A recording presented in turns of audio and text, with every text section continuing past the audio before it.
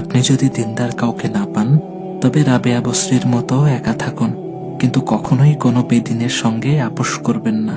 একাকিত্ব কষ্টের হতে পারে, কিন্তু ঈমান হারানোর কষ্ট তার চেয়েও ভয়াবহ। অপেক্ষা করুন, ধৈর্য ধরুন, নিজেকে ফাতেমা রাদিয়াল্লাহু তাআলা আনহার মতো গড়ে তুলুন, পবিত্রতায়, লজ্জায়, ইবাদতে, আত্মমর্যাদায়।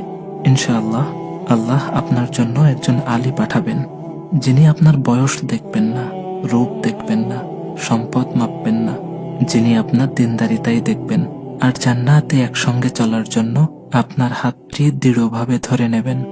আপনি প্রচুর দোয়া করুন। হয়তো এই জমিনে আজ আলী নেই, কিন্তু দোয়ার দরজা তো এখনো খোলা।